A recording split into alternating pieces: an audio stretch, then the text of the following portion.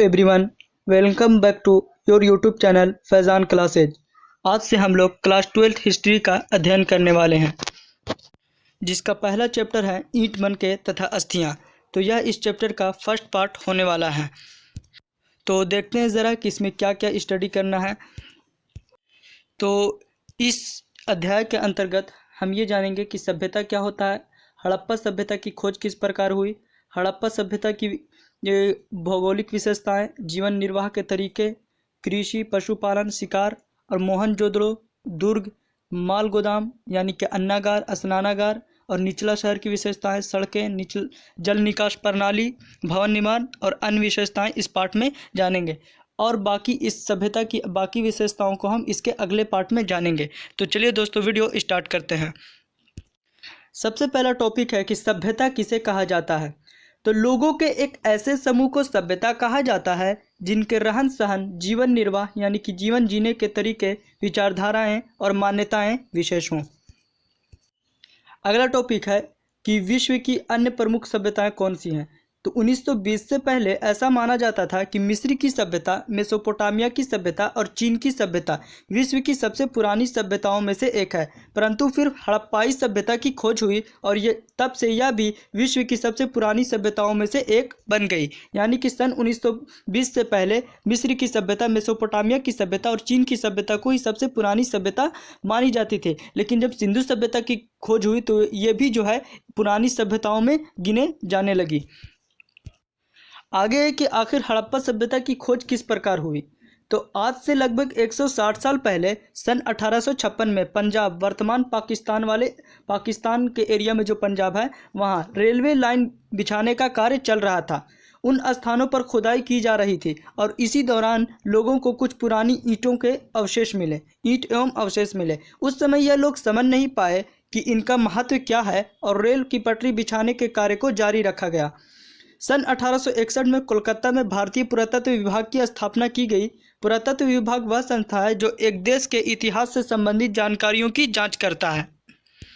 इस पुरातत्व विभाग के पहले डायरेक्टर अलेक्जेंडर कनिंघम थे। इन्हें ही भारतीय इतिहास का जनक या पिता कहा जाता है।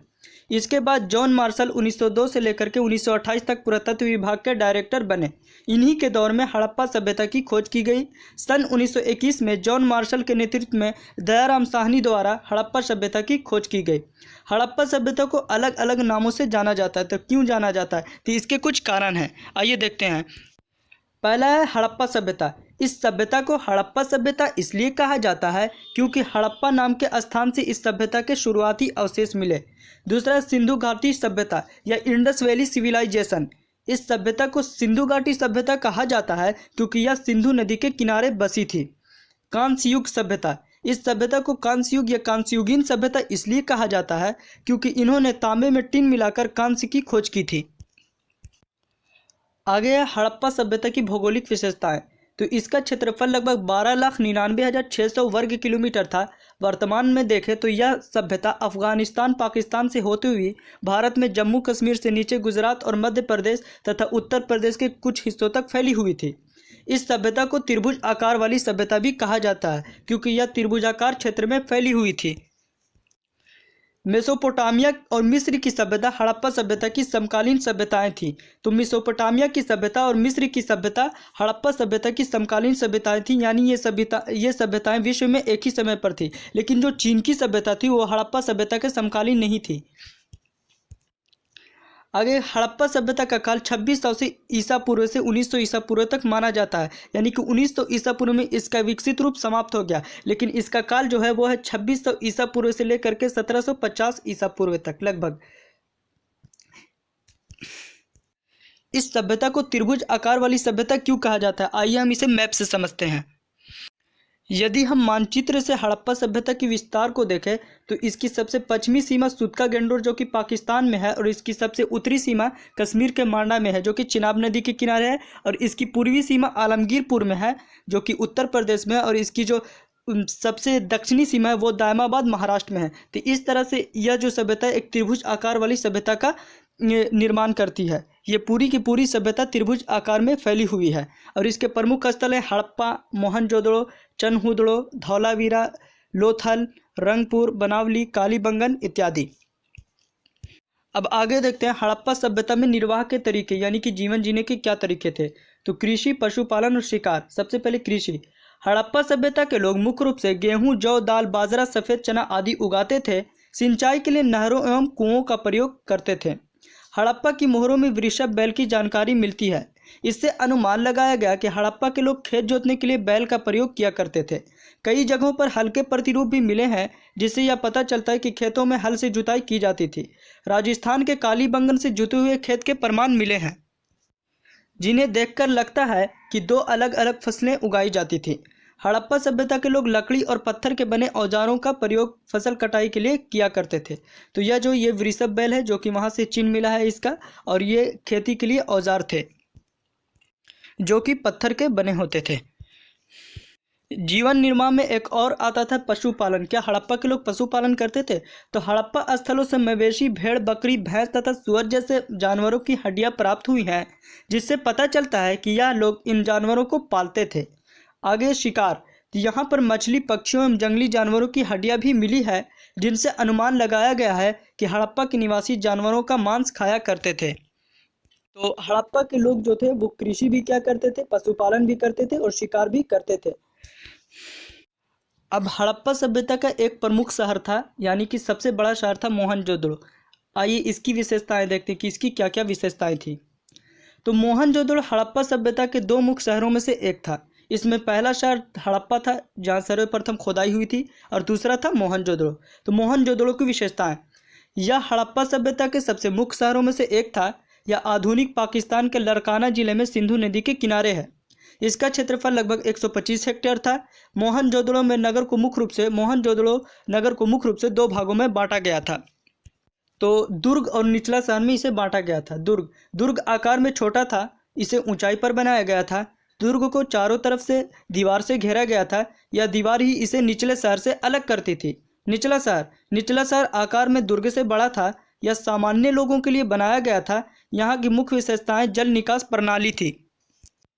दुर्ग की विशेषताएं यदि हम देखें तो माल गोदाम, अन्नगृह या अन्नागार। यह एक बड़े आकार का गोदाम होता था जिसमें अनाज को रखा जाता था। इसे अन्नागार कहा जाता था। और विशाल स्नानागार। तो मोहनजोदड़ो के दुर्ग पर बड़े बड़े स्नानागार के अवशेष मिले हैं। इनका आकार 12 मीटर लंबा, 7 मीटर चौड़ा तथा 2.4 मीटर गहरा था। इसके चारों ओर बरामदे होते थे। स्नानागार को भरने के लिए कुओं का प्रबंध किया गया था। ऐसा माना जाता है कि इनका प्रयोग धार्मिक अनुष्ठानों के लिए या विशेष अवसर पर नहाने के लिए किया जाता था। जलाशयों में तल तक जाने के लिए उत्तरी और दक्षिणी ओर से सीढ़ियां भी बनाई गई थी। इन सभी जलाशयों को मुख्य नालियों से जोड़ा गया था। अगला है निचला शहर की विशेषताएं। तो निचले शहर की विशेषताएं में सबसे प्रमुख है सड़क। मोहनजोदड़ो में सड़कें 4 से 10 मीटर तक चौड़ी होती थी। यहाँ सड़कें एक दूसरे को समकोण पर काटा करती थीं। कई इतिहासकारों का कहना है कि सड़कों को इस तरह से बनाया गया था ताकि वह हवा के जरिए अपने आप साफ हो जाए। यानी कि यहाँ की सड़कें जो थी वो 4 से 10 मीटर तक चौड़ी होती थी और वो पश्चिम से पूरब की ओर होती थी ताकि वो हवा से स्वयं साफ हो जाए। तो निचले स्तर की एक और विशेषता है जल निकास प्रणाली यानी कि नालों का निर्माण। तो नियोजित ढंग से नाली एवं गलियों का निर्माण किया गया था। नालियों के निर्माण के लिए जिप्सम के गारे का प्रयोग किया जाता था। नालियों को ईंटों से ढका जाता था ताकि कूड़ा करकट से बचाया जा सके। वर्षा जल निकास के लिए विशेष प्रबंध किए गए थे। यानी कि ये सभ्यता जो थी बहुत पुरानी सभ्यता है, लेकिन उस समय भी ये सभ्यता काफ़ी विकसित थी और ये एक शहरी सभ्यता थी। आगे हम देखें तो यह है भवन निर्माण। तो निचले स्तर की एक अन्य विशेषता भवन निर्माण थी। मोहनजोदड़ो में विशेष सफाई का ध्यान रखा गया था। प्रत्येक घर के दीवार के बाहर एक नाली अवश्य होती थी। पानी की निकासी के लिए हर घर में नालियों का प्रबंध किया गया था। हर घर में बड़े बड़े आंगन होते थे। आंगन के चारों तरफ कमरों का निर्माण किया जाता था। इस आंगन का उपयोग खाना पकाने, अन्य कार्यों यानी अन्य गतिविधियों के लिए किया जाता था। निचले कमरों में खिड़कियां नहीं होती थी। दरवाजे आंगन की तरफ खुले होते थे। तो यहाँ की जो इमारत होती थी उसके निचले कमरों में खिड़कियां नहीं होती थी और जो दरवाजे होते थे वो आंगन की तरफ होते थे, ना कि किसी कमरे की तरफ। हर घर में पक्की ईंटों का बना हुआ स्नानागार होता था। स्नानागार की नालियाँ बाहर के गलियों के नालियों से जुड़ी होती थी। कई घरों में सीढ़ियाँ भी मिली हैं, जिससे यह स्पष्ट होता है कि वहाँ मकानें 2 मंजिला हुआ करती थी। वहाँ की मकान 2 मंजिला यानी कि दो बिल्डिंग हुआ करती थी। घर के अंदर कुओं का निर्माण किया जाता था। अकेले मोहनजोदड़ो में ही लगभग 700 अलग अलग कुएं प्राप्त हुए हैं। तो मोहनजोदड़ो से लगभग 700 कुएं की प्राप्ति हुई है, सिर्फ मोहनजोदड़ो शहर से ही।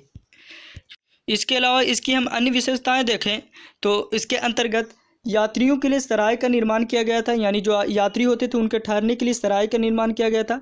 बर्तन पकाने की भट्टी को शहर के बाहर बनाया जाता था। जो बर्तन पकाने की भट्टी होती थी उसे शहर के बाहर बनाया जाता था ताकि शहर में प्रदूषण ना हो। तो उस समय भी ये लोग काफ़ी विकसित थे, इसलिए जो बर्तन पकाने की भट्टी होती थी वो शहर के बाहर बनाया करते थे।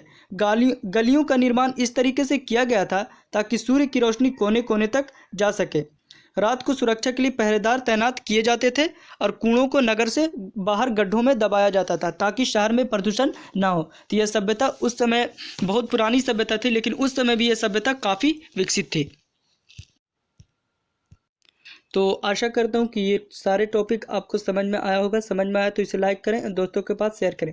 तब तक के लिए मिलते हैं अगली वीडियो में। जय हिंद।